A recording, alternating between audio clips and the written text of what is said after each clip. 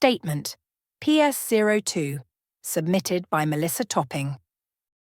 This statement urgently requests the immediate halt of the East Bristol Liveable Neighbourhood trial, pending reassessment and proper consultation with all stakeholders, residents, and businesses now true information is available. Key concerns: breach of the Equalities Act 2010. The trial fails to demonstrate adequate consultation with disabled people, as evidenced by the Equalities Impact Assessment. This is a serious legal concern. Accessibility issues. The planned road closures and restrictions will severely impact accessibility for disabled. This includes myself and elderly residents, including inability to reach homes and essential services, e.g. healthcare providers, due to road closures and restrictions on large vehicles. Increased journey times and difficulty navigating the proposed changes, causing distress and anxiety. Lack of consideration for emergency vehicle access and response times. Inadequate consultation. The consultation process did not include disabled residents or adequately inform the community about the full extent of the proposed changes. Safety concerns. The trial is causing serious safety concerns for all residents, particularly disabled drivers, due to increased traffic on smaller side streets and limited access to emergency vehicles. With massive increase in traffic and pollution on boundary roads being reported widely with no other options available for many. Many of whom are low-income workers, having to take children to school, then reach work on time, with fuel costs trebled weekly. Taxi companies are already refusing jobs in the area, along with increasing prices. Lone woman's safety at night with 0 passing cars and no taxis is reducing quality of life for many due to safety concerns and increased costs. Lack of emergency contingency.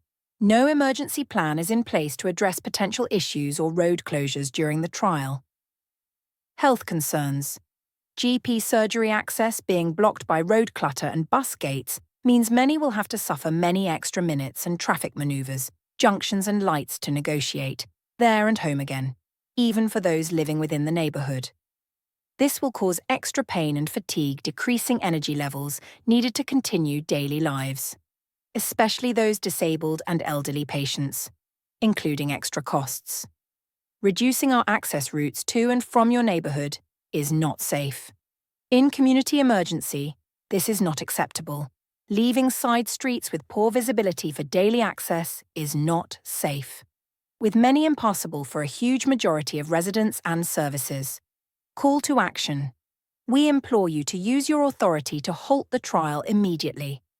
This will allow for proper consultation, meaningful engagement with disabled elderly residents, local groups, healthcare providers, and the wider community.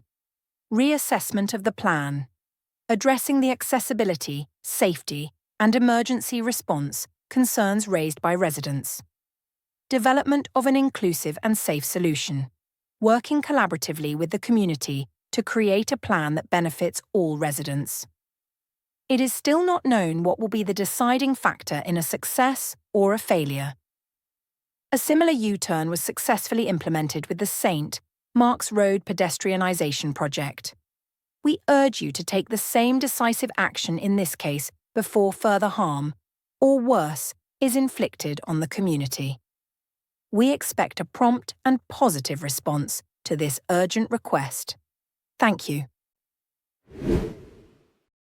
Statement PS03, submitted by Wendy Woolley.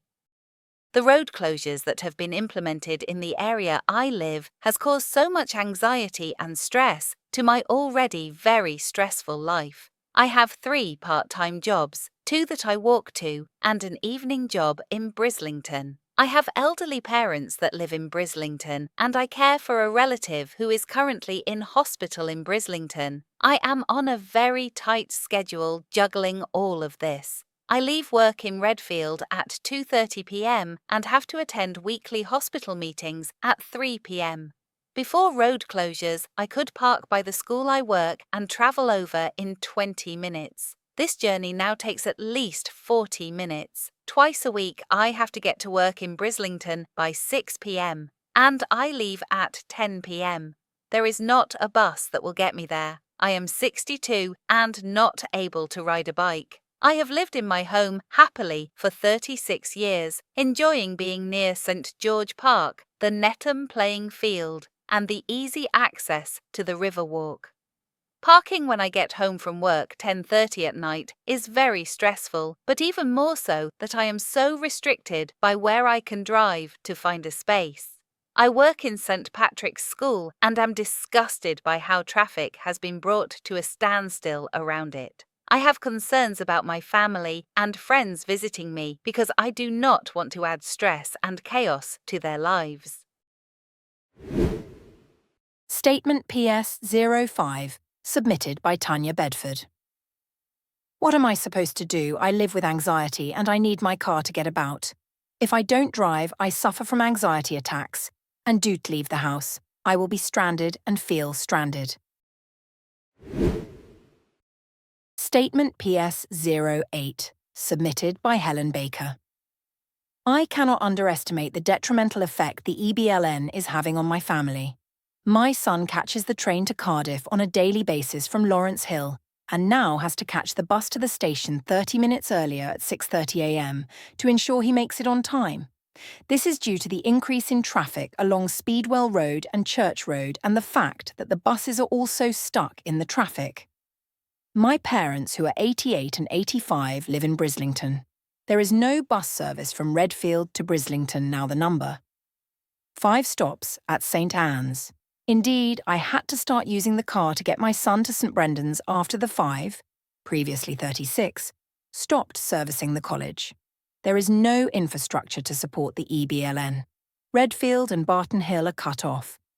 My sister lives in Verrier Road. She has 3 jobs, one of which is 6 p.m. to 10 p.m. at Tesco in Brislington.